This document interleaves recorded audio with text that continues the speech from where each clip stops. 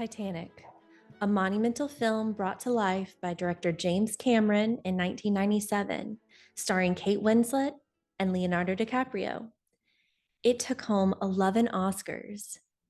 It's a 7.9 on IMDb, but I think it's safe to say it's an 11 out of 10 for many millennials, like my sister Kayla and me. I'm Carly, a period drama enthusiast, and this is episode 10 of Swoon-Worthy, the podcast. Titanic. I mean, this movie is so pivotal in like our, growing up. We watched it so many times together, so many times since then. I mean, what is your earliest memory of watching it? What does this movie mean to you? Okay, so funny story. Mm-hmm. My first memory of this movie, I didn't watch it when it first came out, but I vividly remember when it was in theaters because little Kayla was at home and then I was just, in my own little world playing, walking around the house or whatever. And then I vaguely remember hearing you and mom go, okay, bye. And then I'm like, wait, I think they said they were going somewhere, but I don't remember. And I like walked around. I'm like, Dad, where'd they go? And I don't know where CJ was, our brother, but I remember Dad was just like chilling, watching TV or something. I was like, where'd they go? And they're like, I don't know. They just went to go see Titanic. Like, I don't know what he said, but I just remember being so lonely. And I remember I like had a panic attack. I don't know what, because I were gone for so long because this movie's so long. Oh, I've never heard you tell me this, and I'm sorry that we abandoned you for Yeah. because I remember yeah. because I tried to call mom and she didn't answer because she's in the movie. Oh, I was seriously freaking out. Like that was well, probably because our father and our brother didn't really know what was going on most of the time, so I'm so like sorry. my dad, he like didn't talk much. And so I was just kind of like, oh my God, I'm never gonna see mom again. What's going on? Well, because you must have been very young because I was a third grader. Okay, so Yeah, Titanic, yeah. rated PG-13 for disaster-related peril and violence, nudity, sensuality, and brief language. But that didn't stop mom from taking me to see Titanic, and I'm so glad she did. But anyways, Well, I'm I wish sorry. I was there instead of stuck at home, not knowing where everybody is, freaking out. I know. Again, I don't regret going to see it at such a young age because it was such a pop culture moment. Um, Granted, my mom, covered my eyes with her hand during a couple of scenes in the theaters. She talked to other moms, I think, beforehand, like, is it okay? Do you think I should take her? And the other moms were like, yeah, just cover their eyes during certain scenes. So I was there for this in 97. Leonardo DiCaprio was such a heartthrob. I'll never forget in the theaters. He came on to the scene when Molly Brown dresses him as Jack Dawson in the tuxedo, and all the girls in the theater just go, ooh. Like it was such a It's so funny. moment. I know. And when I was younger, I swooned over Leo a lot. Mm-hmm. Now that I'm older and I'm just kind of like, No, no, no. Don't touch this. No, no, no. Leo's Leo. Don't. I didn't say anything. Yeah, but you were. All I was no, no, let me finish.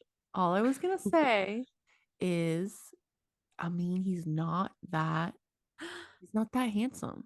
He is, and it's not just about his looks, it's the way he talks so passionately. It's his hair that's very 90s heartthrob. I think Even in this, got a good smile.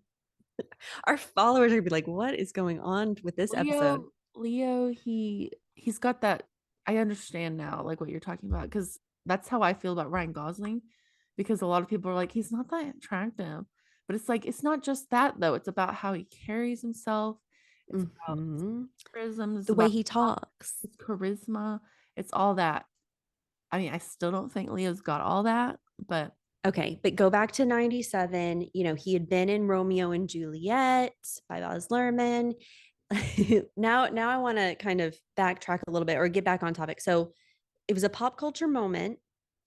We had the Celine Dion My Heart Will Go On song that would come on the radio every morning that year as we were being driven to school. And I'm talking about the version with Rose and Jack's voices, the dialogue in the middle. And that is a core memory for me in the 90s as a young girl. Oh my gosh, I don't know if I've heard that version. You'll have to listen. And they played this on the radio going to school. That's But hilarious. anyways, then we had the double VHS, right? You remember that? And we would play this when we had it on DVD. We'd play it together. I remember, Kayla, we back in our Marie Antoinette podcast episode, our very first, we talked about going on that one family cruise that we ever went on. I'm pretty sure that we watched Titanic before we got on the cruise ship. Because I mean, like, before we went to the beach, we were always watching Titanic. I don't know why this movie just was such a staple for us.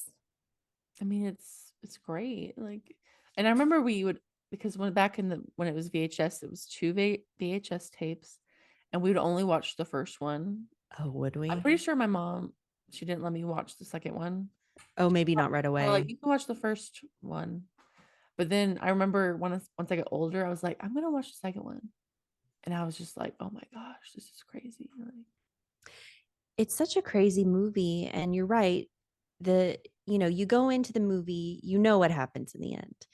But what it does is it takes you on this fictional romantic journey, a bit of a coming of age love story with this disaster as the backdrop.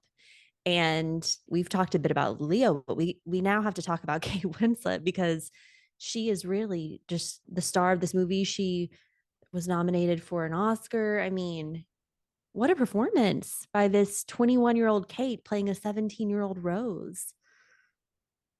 yeah, I mean, she's gorgeous in this movie. She's so vulnerable with her acting, and but at the same time, she's very believable and mature.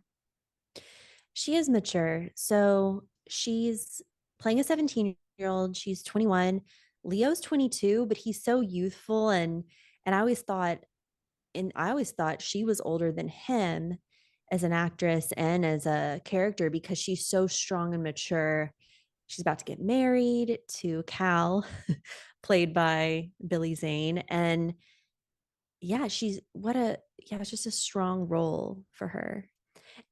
Yeah, no, she did great. I mean, I do think that Billy Zane stole the show in this movie. I feel What? like I do think that he's the most, you know, swoon-worthy character of the whole movie.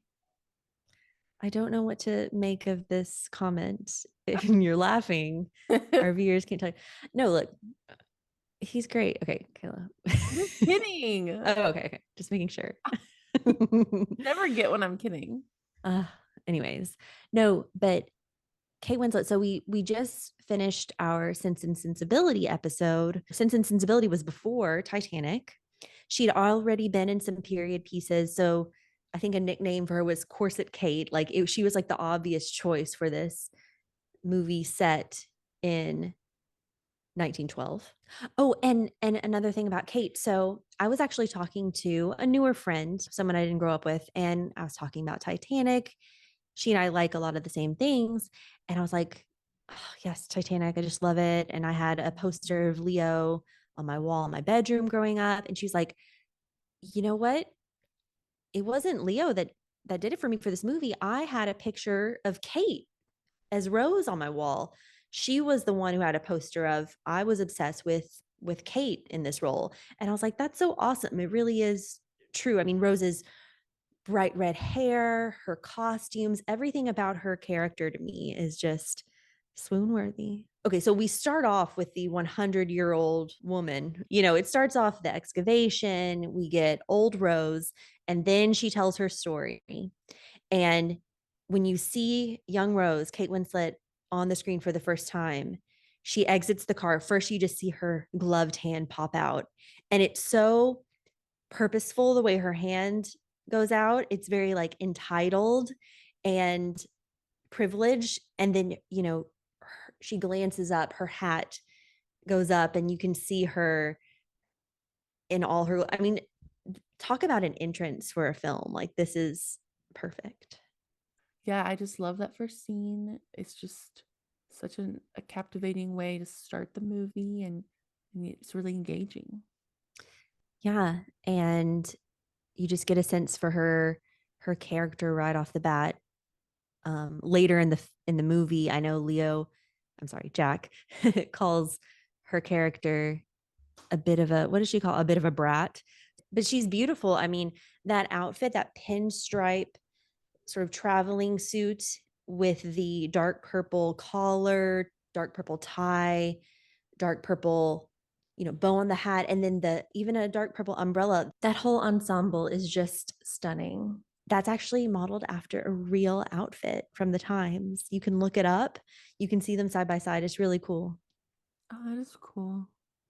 Costumes by Deborah L. Scott. This is important. We're going to talk about all of the costumes, or at least I want to. So it's, Edwardian era costumes. Think first season Downton Abbey. And after that first initial traveling suit, we see her in some beautiful gowns that are very, Edwardian in style. One of the first gowns we see her in is this pale green with this white lace sort of overlay and a bright red belt. And she's having tea or some kind of a light meal with her mother. She smokes the cigarette. She mentions Freud. You can just get a sense for her sort of rebellious side.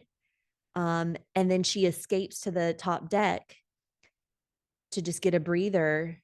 You see her shrug her fiance away. And this is when Jack first sees her. So I call this like the first look dress. Like he sees her, he's down below in third class looking up at her first class self, and he's just mesmerized. I love that initial sort of moment. And she glances at him briefly, but just ever so, briefly.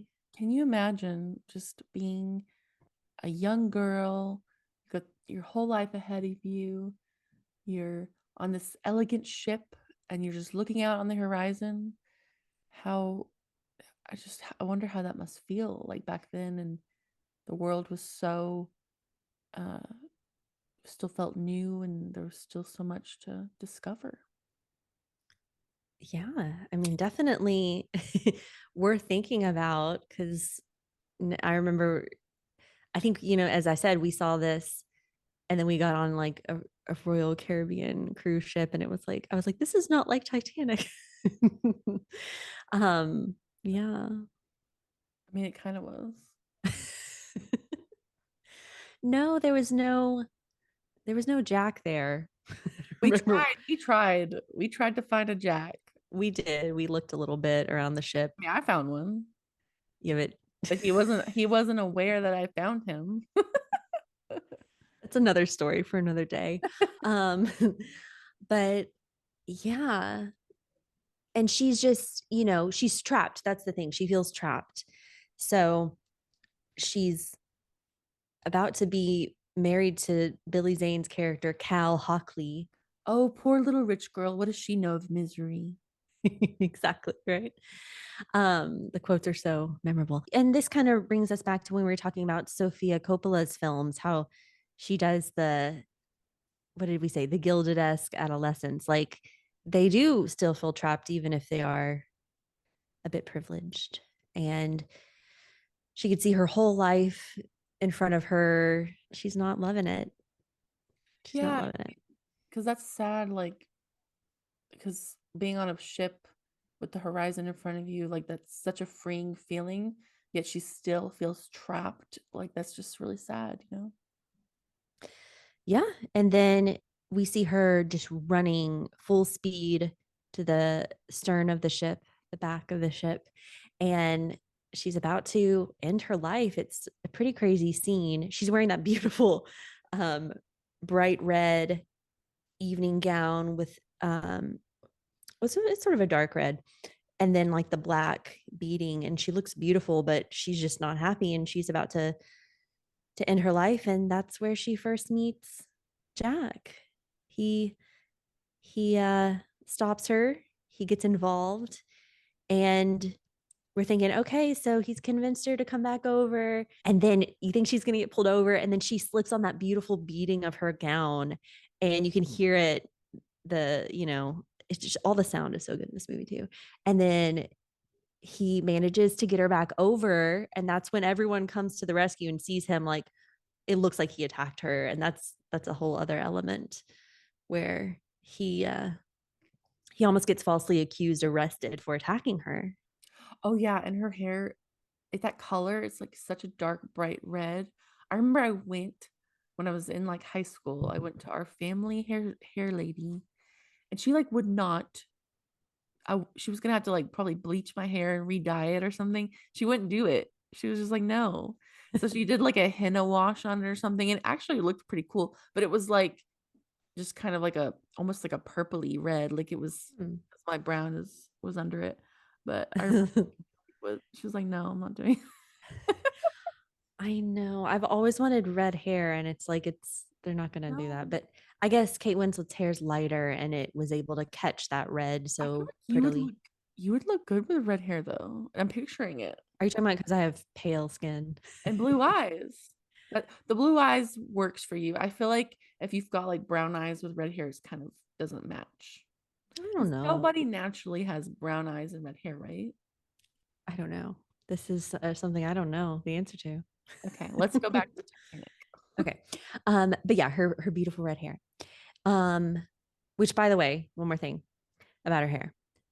Have you heard the controversy around the poster, the movie poster? No. There's a movie poster, and somehow it manages to have half of her hair up and half of it down loose. And people are confused by that.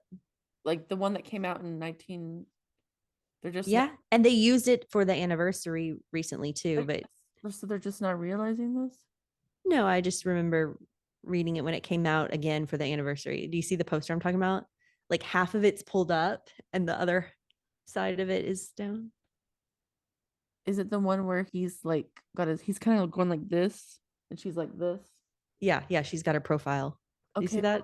hold on, I'm looking at it. Hold on, I'm curious now. Now that is kind of strange now that I think about it. Back to Rose's costumes and some more of the scenes. I also love the next day where she's thanking Jack for his discretion and saving her. And she's wearing that yellow dress with the white sleeves, and it's got a wide yellow belt and the oval buckle. Like, she looks so perfect and pretty, and she still hasn't fully let loose yet, but you see a bit of her youthful side coming out in this scene. She's surprised at Jack's art. They're getting to know each other, and then there's that scene, Kayla, spitting overboard scene. I cannot watch that. Every time that happens, I'm like, nope. And I cover my eyes or whatever. That just grosses me out so much. Ugh. But not even that, it's like cringeworthy, kind of what we were talking about, maybe doing like a cringe Oh in yeah. period drama things, because like it's so embarrassing, because then the mom, Ugh. Rose's mom, and the other ladies on the ship and Molly Brown come up to them and see it. And it's just like, oh, what a Ugh. scene. I know, like the timing. But I love it when Rose like spit like a man and she does her like Oh yeah. her accent. And that's when Molly Brown kind of befriends Jack and gives him the tuxedo. And that's that scene I was talking about earlier where the girls were swooning in the movie theater when he comes out in his tux. Um, okay, so then we go to the dinner scene, and that's when she's wearing this iconic, even more so iconic dress. So this dress is a little interesting too, because it gives the illusion of it being a deep burgundy Merlot color. But if you look at this dress, it's actually a coral dress, like a pinkish coral, and there's a black overlay, and it makes it this like deep red burgundy color. It's really quite fascinating, I think. Love that dress. It's so pretty. And it's got some like silver beading, and it's just so beautiful. She looks perfect. They meet at the clock. And this too, at the end, flash forward to the very end, where Rose is, gone to heaven or whatnot. Many interpretations there. She's wearing at that scene a white version of this dress. Did you know that? It's the same dress, but it's just a Oh, white beaded gown instead of this beaded gown here. I love that. Well, I love that scene, or I'm sorry, that photo of Kate where she's is wearing her pinstripe traveling outfit and she's got that old cell phone. You know what I'm talking about? Oh yeah. The cell phone, the flip phone. Um, And you can kind of correct me if I'm wrong, but you can see some of the 90s peeking through and like especially the makeup. 90's in the hair and makeup. I don't know. I think it's Oh, pretty authentic looking, but hold on. The girl who did her makeup is Tina Earnshaw, and she's got a lot of videos on YouTube. oh, cool. She's really talented. And she was nominated for an Oscar for Best Makeup. The costumes won, of course, by Deborah L. Scott. I mean, this won 11 Oscars. It's pretty fantastic. There's the dark purple. Would you say it's purple or blue? The one where she's finally committed to like a romantic fling with Jack, and she goes out to the bow of the ship with him. That is it. Dark purple or dark blue to you? Like Is that I the have one? trouble distinguishing. Oh, I mean, I would say like a dark blue. You think it's People, dark I blue? think a lot of people would say purple though. I have trouble distinguishing purple from blue. Just side note. So. Well, no, apparently that's common for like that deep purple people. Mhm. I mean, I just decide like it looks more blue to me. So And she has, if I'm not mistaken, like a butterfly kind of clip in her hair or something like that. I don't know. I can't tell. But that's a pretty outfit. So that pretty white, lacy, sort of like blouse underneath the dark purple, dark blue jacket element of the dress. I don't know. It's just very romantic, very beautiful with the sunset. And she's finally gonna go for it with Jack, and they kiss. They share their first kiss on the bow of the ship. Okay, other costumes after this, since we're on that topic. Well, there's the gold and black robe that she wears during the paint me like one of your French girls scenes. I love her robe. You know, that's just another um, detailed costume that doesn't get a lot of screen time. then we have then we have the sinking of the ship dress, or some people call it the swim dress. It's another iconic look from the movie. After he draws her, Rose puts on this chiffon dress. It's very delicate with layers of light purple, white, and baby pink with this pink sash. And I was always a little confused because it looks like a tea dress, something she'd wear in the daytime rather than an evening gown. This is later in the night. But I feel like it's the right time of year for this type of dress. It's pastel, it's very springtime. Remember, this is set in April. It's a very soft, pretty delicate dress. What do you think about this dress, Kayla? I like it. It's not my favorite. It almost looks like a nightgown to me. Okay. It's not my favorite either. I do love when she's running with Jack through that steam room and the chiffon fabric is kind of floating. I think that's pretty, but I agree. I read somewhere that she has some lavender in this dress. And earlier in the movie, she's talking to her mother, and you can hear Rose's mother saying, Rose has chosen lavender as the color of her to be bridesmaid dresses because her mother hates the color. So like, She's like, I know, but because she knows I detest the color. there we go. So like by her wearing a bit of lavender in this dress, some people have read into it that it's kind of her being rebellious against her mom a bit too. The lavender is a sign of her being going against what her mom would wish by being with Jack. I don't Okay, people, I think you're reading a little too much into it. Okay. know. Maybe. But I do love the light pink coat that she wears over this with the black detailing. I love her light pink coat that she wears for the second half of the movie. Yeah, and actually, that's also in Tuck Everlasting. Yes, it is. Because I also love the movie Tuck Everlasting, and then I saw your post that you did about how that robe is actually also it's worn by Alexis Bledel in Tuck Everlasting. Yeah, I did do a post on my period drama style Instagram. And when I did that, I think I was just planning on posting about the costume, piece that was recycled for the 2002's Tuck Everlasting. But then I started noticing a bunch of similarities between the movies, like the mom lacing the corset scene, a scene where they're standing on sort of the precipice, out overlooking something. Like there's a bunch of scenes that are very, the twirling, they both twirl with the partner. Like I feel like there's just some similar scenes in Tug Everlasting with Titanic. I don't know. And then Victor Garber is in both. But anyways. Wait, who's Victor Garber again? Okay, so Victor Garber plays Thomas Andrews, the designer of the ship. Oh yeah, he's the dad, and Tuck I wonder Everlasting. if there's like some weird fan theory about the two movies having the same universe.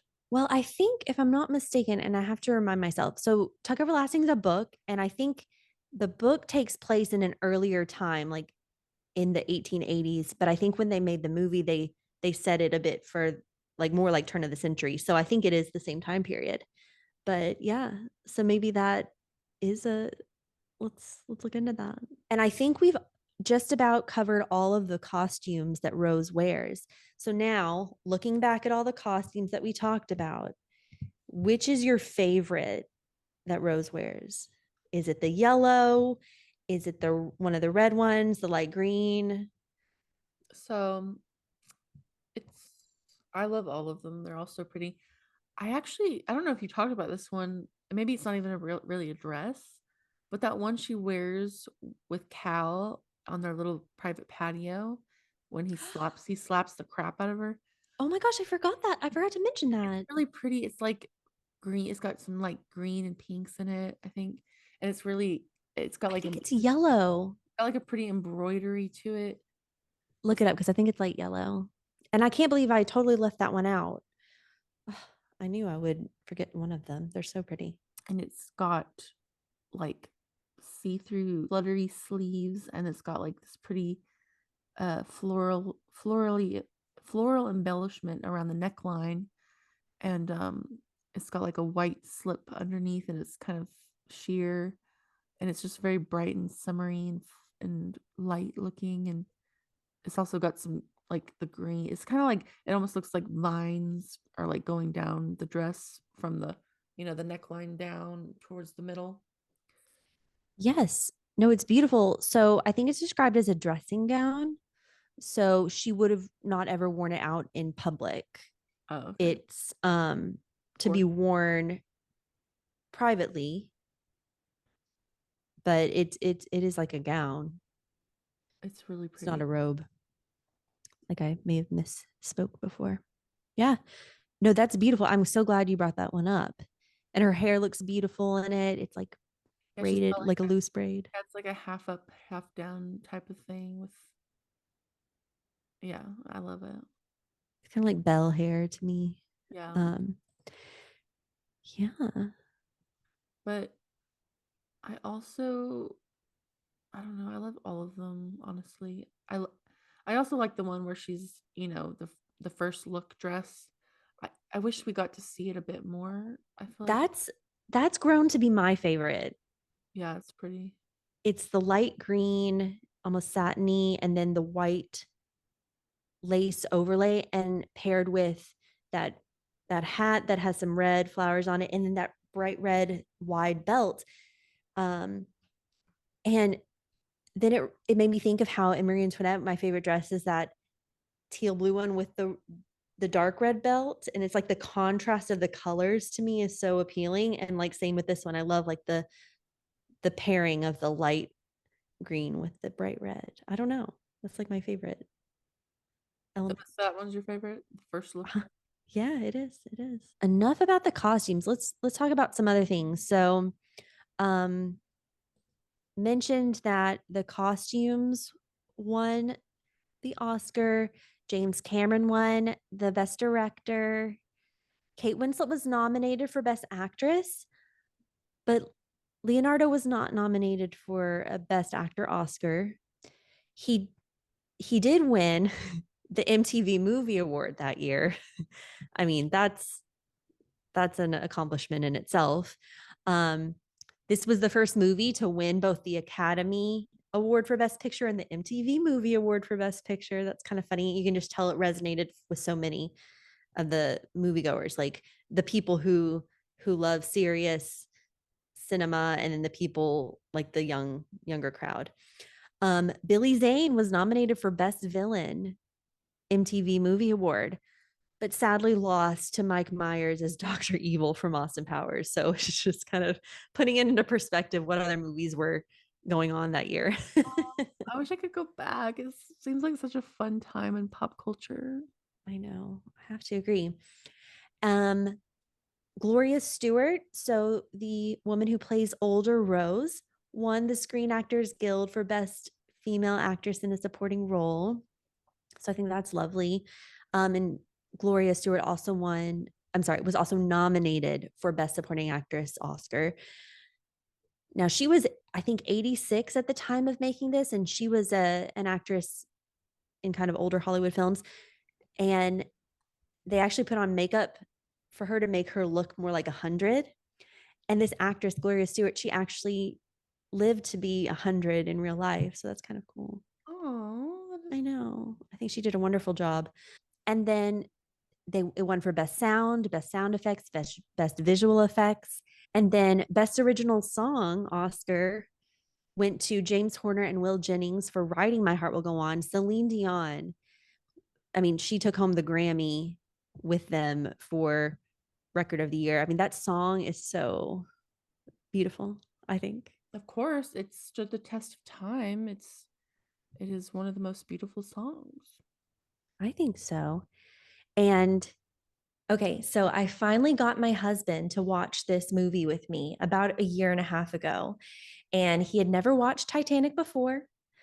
I remember he laughed out loud when it cuts to older Rose after the nude drawing scene, and they're all staring at her as she's telling her story. And she just says, "It was the most erotic moment of my life." I don't know why, but this is his favorite quote from the movie. He felt it was a bit out of place, actually, and just so funny.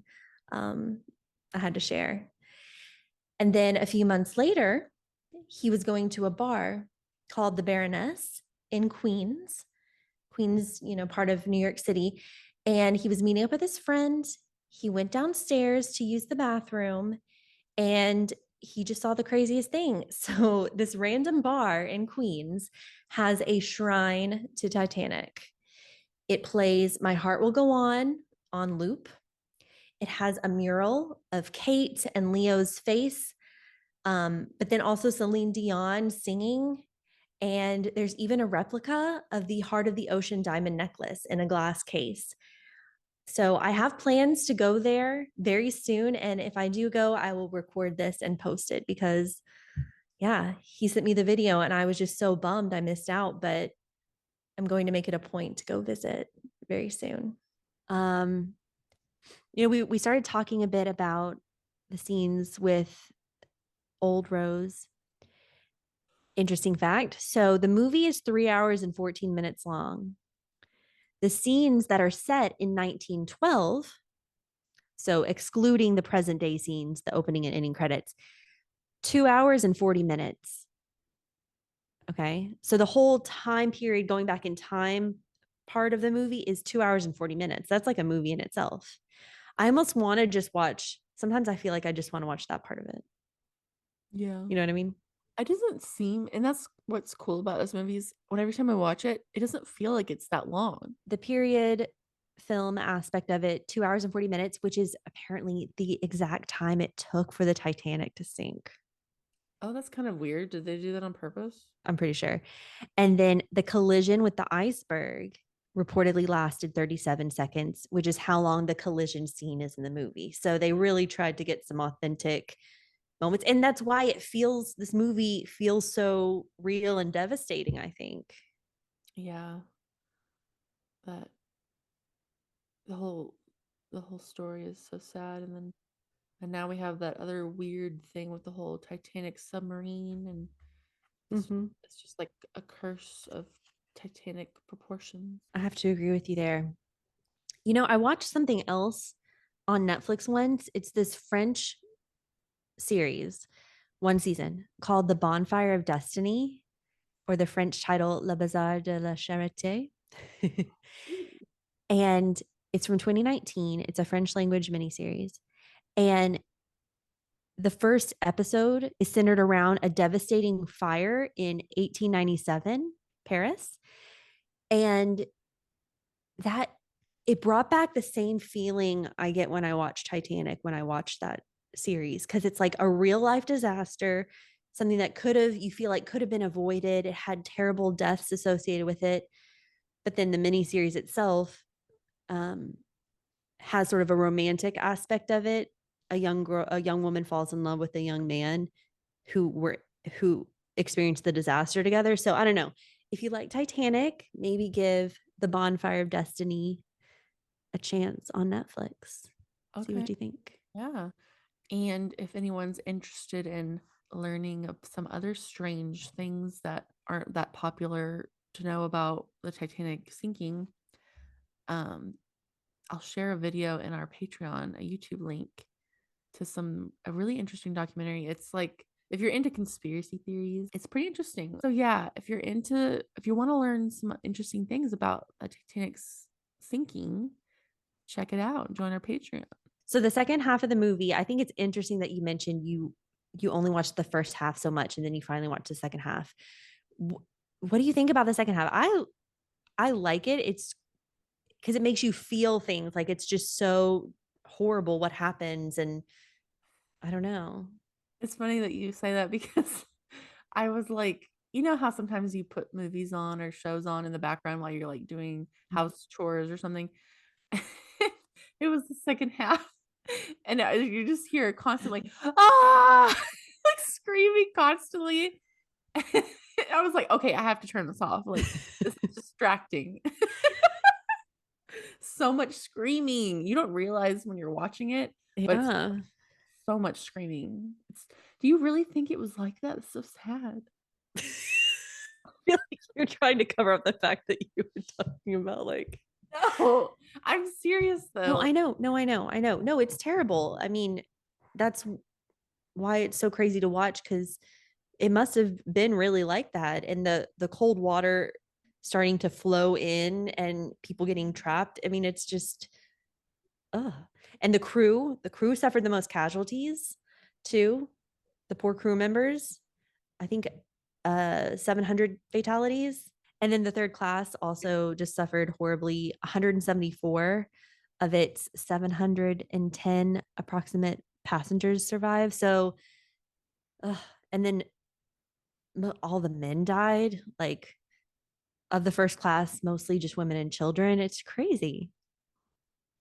Well, so that kind of goes into my theory, the conspiracy theories I've heard about how a lot of the first class men died because they might have been involved in a certain government decision that was taking place in America. It's also just so sad how few lifeboats there were on the ship, and then they didn't even use them properly. They were not at capacity. They were too afraid to go back and rescue the people freezing in the ocean. I know there's that scene when Older Rose is talking about how only 6 people were saved from the icy waters. It's just so sad. And in this story, there's at least one brave person who goes back to rescue people. In the credits, he's listed as Fifth Officer Lowe, and he goes back to save people from the water. And you may recognize that actor. It's played by Ioan Gruffudd. I believe I'm saying his name correctly. He is such a great actor. I'm sure you've noticed him in period drama films before. It was 102 Dalmatians. Yes, and a few other things. The Forsyte Saga. What else is he in? Ooh, King Arthur. He plays Lancelot with Keira Knightley. He's just I love him. Harley's swooning over here. Can we just talk about the chemistry between Kate and Leo? No. Yes, Of course. because they had apparently instantaneous bond. Like the chemistry is real. They just became the best of friends on set. They were goofing off. I love the promo shots of them like in the elevator. She's like sticking her finger up and like they're just goofy. Ugh, I love them together. No, yeah, they're very cute together. It's unfortunate that he's, so into women so much younger than him because I feel like they would be such a cute couple, but No. she's just not his type. And I love how when they both received their Oscars finally, you could just see the other ones being so happy for them and they were there for each other's moments and their bond. And like her reacting to him winning the Oscar, it's just priceless. It is. I mean, a picture is worth 1,000 words. I love that. Thank you. Exactly. Okay. Um, did you know that I feel like Kate Winslet was the preferred choice for the role of Rose, but there was more, up in the air deliberation around who would play Jack Dawson. Apparently, Christian Bale auditioned. I knew you were going to like that. He was turned down because they didn't want two British actors playing the two Americans. Um, but I think of all the people, because here's some other people. Matthew McConaughey was considered, Tom Cruise, Macaulay Culkin, Ethan Hawke, and Brad Pitt. Of those, I think Christian Bale would have been the best to pull it off. What do you think? I think that other guy though that was in Clueless that played Elton also was Oh, yeah, yeah, yeah. There's like a video of him with Kate. yes, of those people I'm just who picturing, I'm just picturing Matthew McConaughey, and he's like, "All right, all right, all right." I know. That would have not stood the test of time, I don't think. I think Ethan Hawke could have done it, but Christian Bale, I think also. I think Christian Bale could have definitely done it. I don't Yeah. think anybody else though. Yeah, I know. I'm with you. Everyone else just doesn't cut it. Apparently Hugh Grant was offered the role of Cal Hockley, but then he said, like, no, I'm not gonna do this. Yeah, I think Billy Zane did a great job. Whenever I hear his name, I just picture Ben Stiller and Zoolander saying Billy Zane. Yes. No, but love him in this role. He's also good in the movie Orlando. And there's this other random movie where he plays a villain and he's trying to kill Nicole Kidman Yeah, yeah, on a on the boat. boat. Yeah, I want to see that movie again. I do I saw it a long too. time ago. Yeah, he just plays crazy very well. I love him in this role. He's so arrogant and all of the side cast, the supporting cast is so good. I mean, we have Kathy Bates as the unsinkable Molly Brown, perfect in the role, I Yeah, think. that was definitely perfect. Mm-hmm. There's Frances Fisher as the mom, Ruth, also does an amazing job in period films, right? The mom. I love her costumes too. They're kind of underrated, I She's a little scary looking, but yeah. think. um, who else is in this? Well, Victor Garber. I love who they got to play the captain. He looks very much like the captain in real life. Ooh, the one who plays Bruce Ismay, that character who is also in that older Jungle Book. He plays such a Oh yeah, good, he's unlikable also character. yeah he's also in The Mummy. That's what it is, maybe the mummy. Yeah, he plays He's such a also good. he's also in Jumanji. I forgot about that. Okay, this actor is just in so much, but that's crazy. What is his In like the name? late 90s, early 2000s, he's done a lot of stuff. And like unlikable characters. Jonathan Hyde. Yeah, no, I like the fact that he's in all of those 90s movies. That's great. Yeah, so the supporting cast I think was just really good. I feel like I did not mention Rose's full name. Rose DeWitt Bucator. Like I think that name is just so beautiful. Did you know that the graves of the survivors, you can go visit the graves in Nova Scotia, I believe? And there's actually a gravestone that says J. Dawson. Did you know that? Is there really? There is. Also, I went to there's this hotel in New York City called the Jane Hotel, and it's on the waterfront. And I visited it recently because that's where the survivors stayed when they were supposed to stick around for the inquiry. They had to kind of stay in New York City for a while in case they needed to, you know, share their experience for the inquiry. And I visited that hotel, and it's very old and it's very interesting, very historic. The director, James Cameron, did you know that he married the actress Susie Amos, who plays Rose's granddaughter? Well, I thought they were already married. No, they met on this, and he waited to ask her out till after the movie wrapped up. Oh, I didn't know that. I know, that's so cute. I figured he just like casted his girlfriend or something. No, I think they met on this. Recently, BuzzFeed put out an article, and I sent this to you, Kayla, recasting Titanic. And it just made me sad. Like, this is one of those movies that does not ever need to get remade.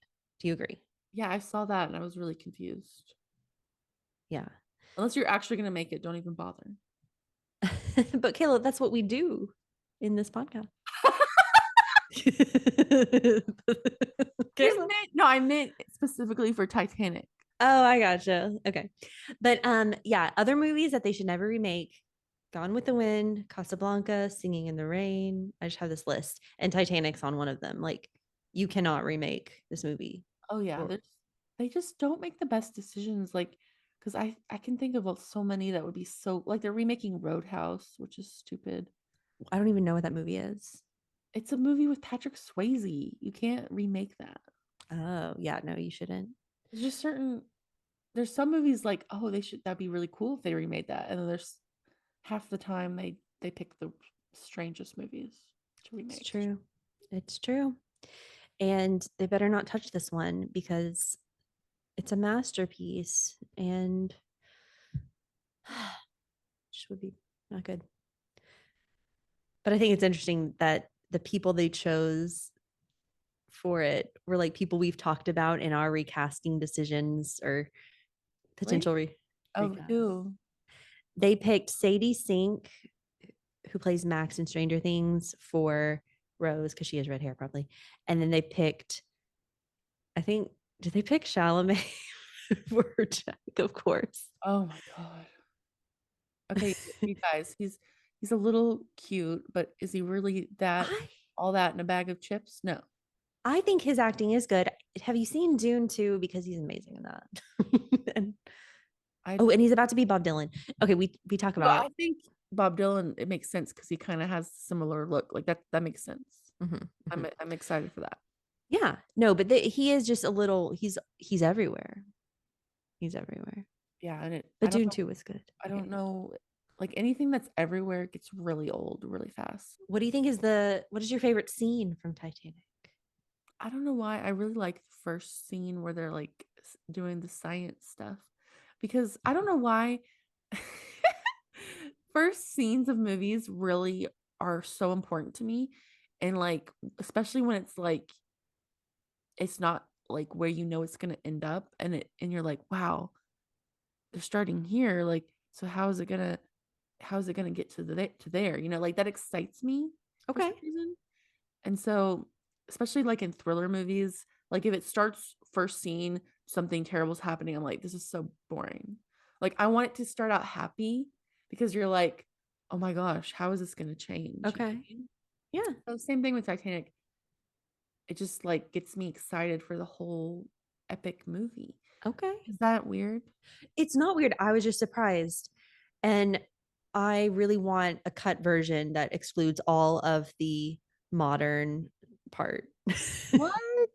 Yeah, I'm all there for the going back in time. You know me. This is just my thing. Like I wanted to start with her just talking about, you know, her voiceover and her exiting the car.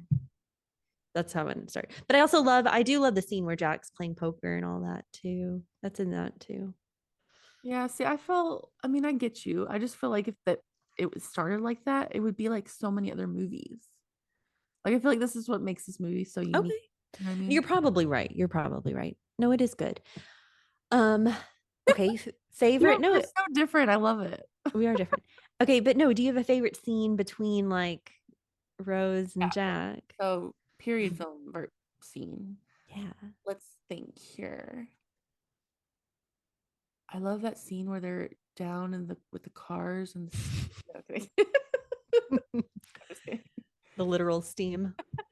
No, hold on. I do have one. While I'm thinking of my favorite period film scene in Titanic, what is yours? Okay, so I have a few.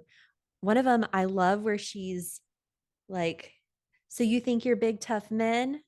Let's see you do this. And she lifts up her dress and she hands it to the person and she like does the ballet rise toe stand. I love that scene. That's your favorite scene? And then she like collapses and the whole scene dancing underground and the Irish music, like, oh, I love that scene.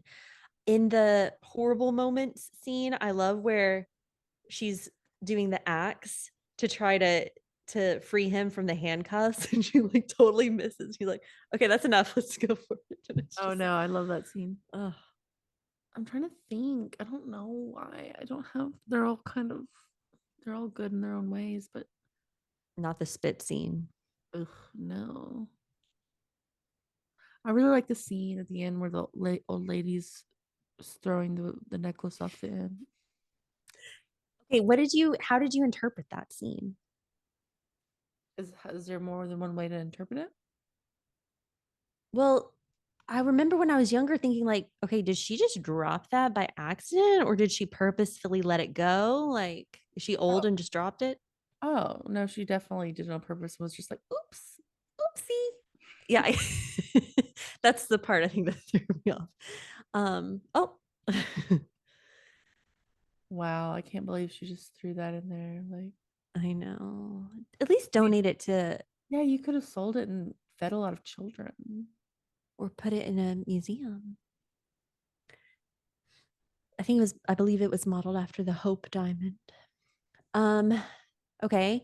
And then how do you interpret the whole scene of them sharing the raft or the furniture piece in the water? Could they have shared it? Do you think that Oh what yeah, what is they definitely could have taken turns or something.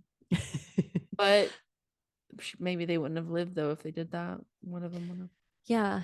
And I think they did test it on Mythbusters, but then James Cameron was like, okay, sure, but also think of the emotional turmoil and like you're not thinking straight. That water is freezing cold. You're not even thinking straight. So how would you Wait, know the Mythbusters did they would they have could like? have fit? Oh my god. I know. Yeah. But it was a scary moment. Oh, and they said they also, if they had been thinking straight, they could, if they had put the raft, the life vest underneath the furniture to kind of keep it buoyant. Mm. But you're not thinking straight. You're Well, yeah, dying in the cold. and also, like from Jack's perspective, all he cared about was making Yes. sure Rose was okay. But my problem is with Rose not saying, "Dude, we gotta figure this out. We gotta get this Yeah, fixed." get cozy with me up here and let's stay warm together. No, I know. Exactly right. I think that's what James Cameron said too, is like Jack's MO was keeping her safe. But yeah, she kind of, I think she just wasn't thinking straight. She'd had such a cush life. And then this was like, she fell in love and she thought everything was great. And then this happened and she's probably just like, what the heck? Yeah, But she did jump. and I don't even think she thought he was gonna die because I mean No, she was holding his hands and she was kind of like, why aren't you waking up? Like so she was kind of just like, oh, he's just letting me be up here so I'm not cold. Because that back then women were always like, oh, do you need my coat or whatever? I felt like she probably just thought it was something like that. I love that. I think that's very good point. And if you remember, she does dive off she's about to be saved on the lifeboat and she's like, no, I'm not going without you. And she jumps to the lower level of the ship to be with him just for a few more moments. So yeah, I'm getting cold just thinking about this movie. I don't know if it's the AC. Sort of shiver. We're talking about this scene. Well, yeah. Apparently they did it in those little pools, and it was actually really cold. Yeah, like the reactions were genuine. If you were Rose, would you have jumped out of the lifeboat, to go back? I mean, I want to say yes because if you think about that moment when you're falling in love, like your mind is only about that one person, right? And you can't imagine a life without that person. So I think I want to say I would. I think With Jack's good looks, I mean, I think I would have jumped. I want to say I would have jumped to spend because at that point you're still thinking there's a chance the two of us can survive together. This that's my thought. yeah. I don't know. But you never know unless you're there. Yeah. I really just don't know what I would do. I was just trying to pin you in a tight corner. Did I escape? Did you think of a favorite scene yet, Kayla? I mean, I really like the dinner scene where he gets all fancy, Mm-hmm. to, talk to everybody, and he has to like defend himself the whole time. It's fun. No, you're very right. And I love the whole quote. I figured life's a gift and I don't intend on wasting it. You never know what hand you're gonna get dealt next. You learn to take life as it comes to you.